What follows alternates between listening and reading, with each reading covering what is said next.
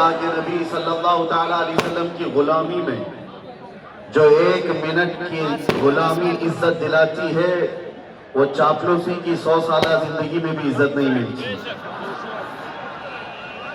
وقت اگرچہ ہمارے پاس کم ہے، لیکن مختصر وقت امت مصطفیٰ کے لیے تحفہ ہے،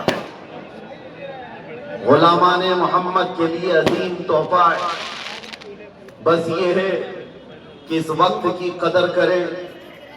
آج ہمارے پاس 2 طرح کے چیلنجز ہیں، ایمان کا امتحان، ایک سختیوں کے ساتھ اور ایک خوشیوں کے ساتھ۔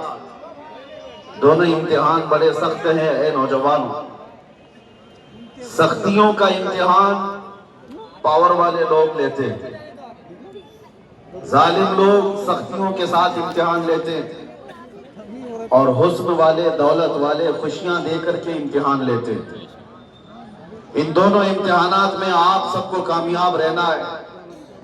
میں مختصر جملوں میں چند نصیحتیں عرض کر کے چلا جاؤں گا۔ اگر حالات ایسے بن گئے، ظاہر سی بات ہے یہی موسم تھا، یہی ماحول تھا۔ میں کل آپ کے سامنے تقریباً 2 سال قبل یہاں حاضر تھا، یہی میدان تھا، اور شاید یہاں کی گونج بہت دور تک پہنچ بھی گئی تھی، اور اس کے بعد پھر ہم اندر بھی چلے گئے، اس سے فرق نہیں پڑتا۔ یہ امتحانات کی منازل ہیں، اسے طے کرنا ہمارے آباء و اجداد کی سنت ہے۔ سختیوں سے اگر امتحان آئے تو فیس کرنے میں فخر بھی محسوس ہوتا ہے۔ اگر کوئی ظالم گردن پر تلوار رکھ کر کے کہے کہ تو ایمان چھوڑ دے، تو ہو سکتا ہے کہ بہت سارے لوگوں میں یہ گرو و فخر ہو، میں اپنے ایمان پر ڈٹا رہوں گا اور قائم رہوں گا، سختیوں کا مقابلہ کروں گا۔ لیکن اس سے زیادہ سخت امتحان ہوتا ہے جب کوئی دولت دے کر کے تجھے حسن کی آڑ میں ایمان خریدنے کی بات کرے، بہت سارے لوگ بہک جاتے ہیں۔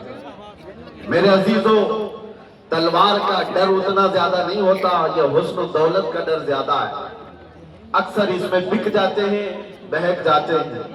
ایک مثال میں آپ کو بتا دوں، نوجوان ہو تو ایسا ہو محمد عربی صلی اللہ تعالیٰ علیہ وسلم کا عبداللہ بن حذافہ، ایک ایسے صحابی کا نام میں تمہارے سامنے ذکر کر رہا ہوں۔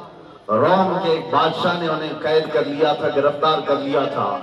نوجوان ایسا کہ پہاڑوں جیسی سختیاں اندر ہے، عزم اور حوصلہ ایسا کہ طوفانوں کے رخ موڑ دے۔ بادشاہ نے کہا اس نوجوان کو میں اپنے پاس رکھتا ہوں، اسے آزاد بھی کروں گا، اس کو اپنے دربار میں بھی شامل کروں گا۔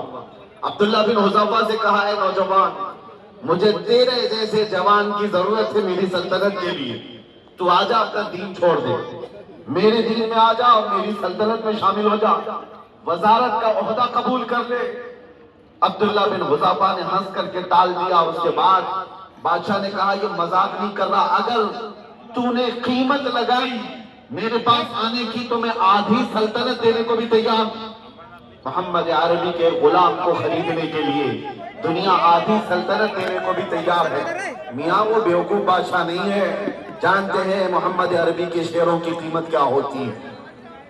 آدھی سلطنت دینے کو تیار ہوا تو عبداللہ بن حذافہ نے جواب کیا دیا تھا؟ نوجوانوں کان کھول کر کے سنو، اس صحابی رسول نے کہا تھا بادشاہ تو آدھی سلطنت کی بات کرتا ہے، تیری پوری سلطنت دے، اس کے بعد ایک اور سلطنت، اس کے بعد ایک اور سلطنت دے۔ 3 سلطنتیں ہو جانے کے بعد بھی قسم رب ذوالجلال کی پلک جھپکنے کے برابر بھی میں اپنے نبی سے بے وفائی نہیں کر سکتا۔